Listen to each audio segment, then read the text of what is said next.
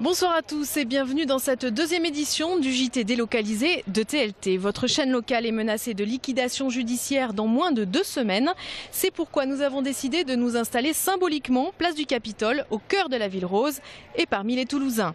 Dans l'actualité de ce lundi 22 juin, une grande première pour l'Assemblée plénière du Conseil régional ce matin. Elle s'est tenue simultanément en Midi-Pyrénées et en Languedoc-Roussillon. C'est l'une des premières concrétisations de la nouvelle carte des régions en France. Notre invité de ce jour est Serge Didier, avocat, homme politique. Nous revenons avec lui sur la disparition programmée de TLT, votre chaîne locale que Dominique Baudis avait mise en place en 1988. Enfin, le Festival des Intimités lance sa programmation demain soir. Une autre façon d'envisager les concerts, vous allez le voir. C'est une assemblée plénière très symbolique qui s'est tenue aujourd'hui au Conseil régional. 4 délibérations ont en effet été votées simultanément à Toulouse et à Montpellier. C'est une étape dans la fusion des régions Languedoc-Roussillon et Midi-Pyrénées. Une fusion jugée trop rapide par la droite et par les écologistes. Reportage de Geoffrey Priol. Les conseillers régionaux ont voté les premiers dispositifs pour permettre de lancer en janvier la nouvelle région Languedoc-Roussillon-Midi-Pyrénées.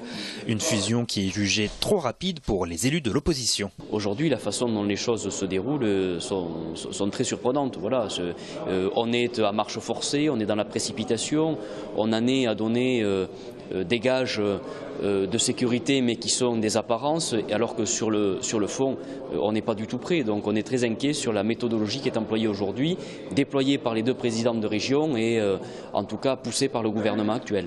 L'harmonisation des durées de contrat des 2 régions avec la SNCF ont été votées, de même que le protocole de la politique de la ville des 2 régions pour qu'elles concordent. Avec cette grande région, les conseillers régionaux craignent des suppressions de services, mais le président du conseil régional est plus modéré.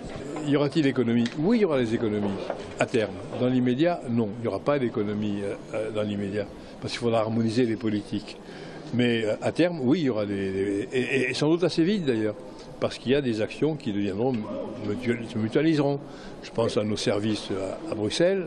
Nous avons, nous, un service, on a un loyer. Montpellier aussi. Donc on va s'installer dans le même. Donc il y aura un loyer en moins. Nous avons nos communications sur les grands sites, par exemple, les 2000 spots publicitaires. Qu'on en fasse 2000 pour 25 sites ou qu'on en fasse 2000 pour 50, ce sera le même coût. Donc on fera une économie. Ou tout le moins, on ne dépensera pas davantage. Les conseillers régionaux ont également voté pour que Toulouse soit le chef-lieu provisoire de cette grande région. Les écologistes, eux, ont refusé de voter. La prochaine plénière du conseil régional aura lieu à la rentrée, où d'autres sujets sur la grande région seront évoqués.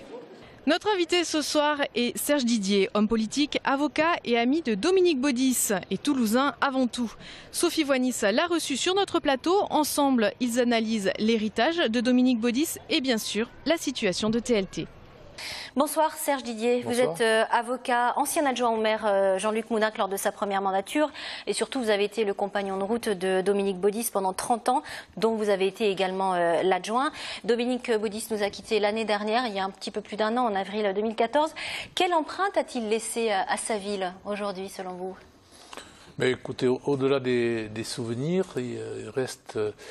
moi je crois que l'image qu'ont les Toulousains, c'est que il aimait passionnément sa ville et c'était un patron dans toutes ses démarches. Oui. C'est vrai que quelquefois... D'ailleurs, vous l'appeliez le patron. C'était le patron. Oui. Quelquefois, c'était un peu difficile avec lui, mais on s'entendait toujours à la fin. Mais c'est vrai qu'il a imposé sa marque et il a imposé son autorité.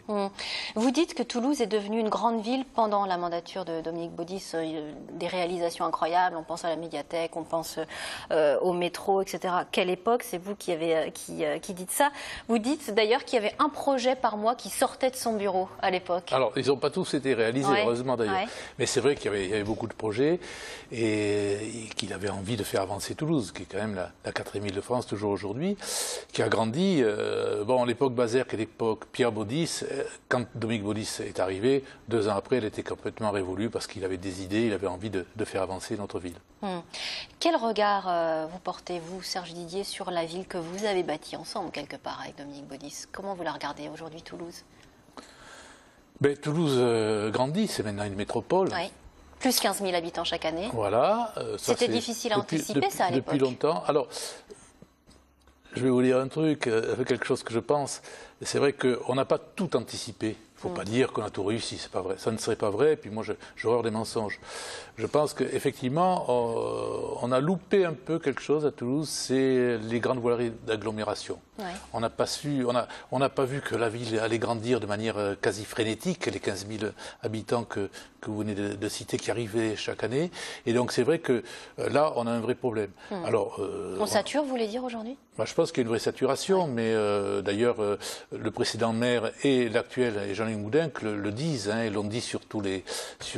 pas que sur les plateaux de télévision, je pense qu'ils ont tapé l'un et l'autre à tous les ministères, et c'est vrai qu'il faudrait qu'on soit davantage attendu, parce que ce n'est pas l'agglomération qui va pouvoir régler les problèmes de financement de voirie, et c'est vrai qu'on a un peu loupé ça. On a pêché au niveau des transports? Sur la ville et l'agglomération? Non, je pense pas. Je pense que le métro, justement, a été une grande avancée, les 2 lignes. Mais on voit aujourd'hui que ce n'est pas suffisant. Non, mais je pense que la 3e ligne est une bonne idée et qu'il va falloir réaliser cette 3e ligne de métro qui est nécessaire et qui va desservir des quartiers abandonnés, entre guillemets, et surtout des communes d'agglomération, je pense à la Belge, etc., qui méritent finalement que le métro arrive chez elles. En revanche, Toulouse est toujours aussi enclavé. Au niveau national, on attend toujours le TGV. Ça, c'était...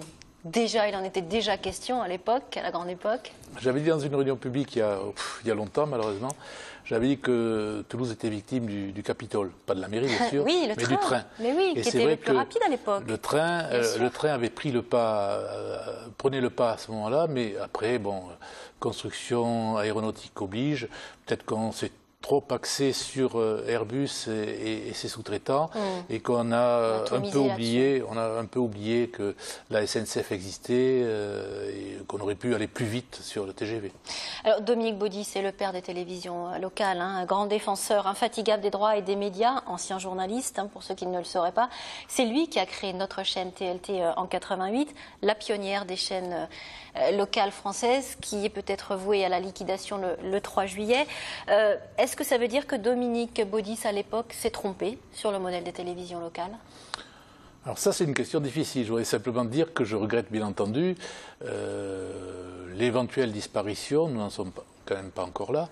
On est à quelques jours de l'audience du tribunal de commerce, mais on n'en est pas encore là. Mais je regrette, bien sûr, l'éventuelle disparition de TLT, parce que c'est vrai, c'était une chaîne de proximité. Et dans l'esprit de Dominique Baudis, il fallait cette proximité.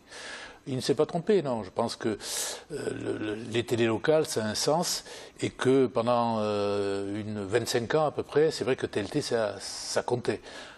Pourquoi ça ne compte un peu moins aujourd'hui, je ne le sais pas. Peut-être que les réseaux sociaux, Internet, les chaînes en continu, peut-être que les gens sont sursaturés d'informations et que finalement ils oublient qu'ils ont une télé locale à proximité qui peuvent leur raconter autre chose que Ben Laden, Obama, etc., etc.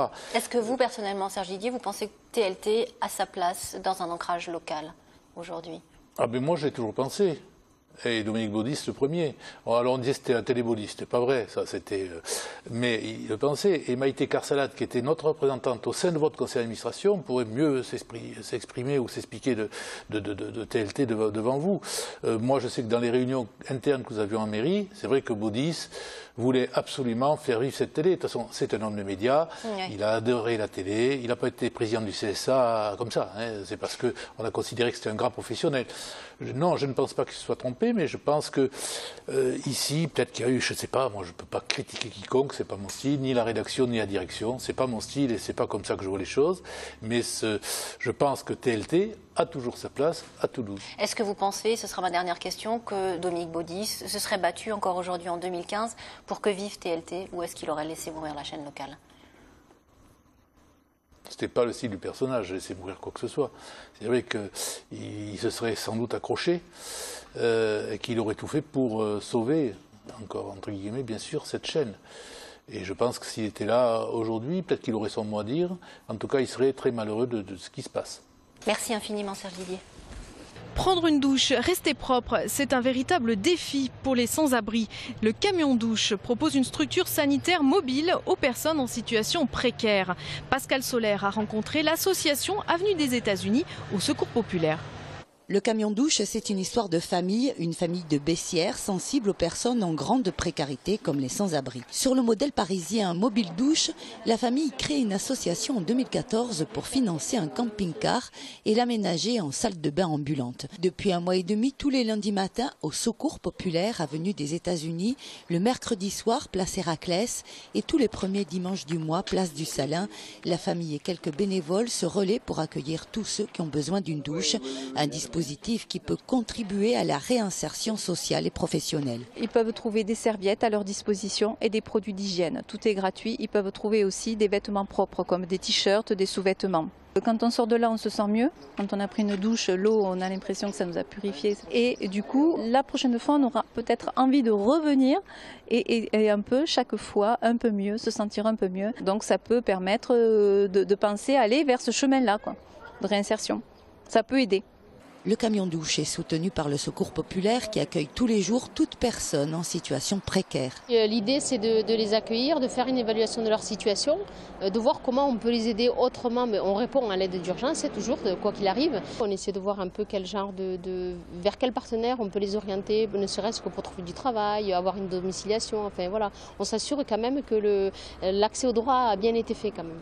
L'association récolte des fonds par le biais de manifestations diverses, de sponsors ou encore de donateurs, mais il manque 4 000 € pour finir de rembourser le camping-car spécialement aménagé. Et puis dans un futur proche, l'équipe espère embaucher une personne en situation de précarité qui pourrait elle-même se charger de l'accueil et se déplacer davantage dans le centre-ville. Le peintre Daniel Chinton est décédé. L'artiste né en Corrèze était toulousain d'adoption. Il s'est fait connaître pour ses œuvres aux arabesques colorées, souvent élaborées autour de son thème de prédilection, la femme.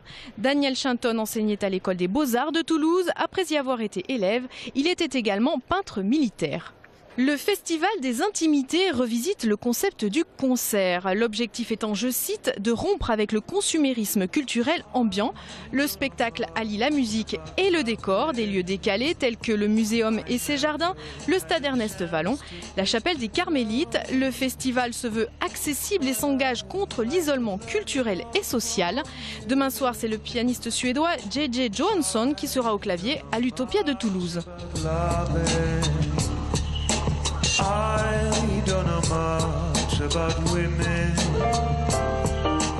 C'est la fin de ce journal spécial Place du Capitole. Prochain rendez-vous avec l'actualité demain à 19 h. Très bonne soirée à tous.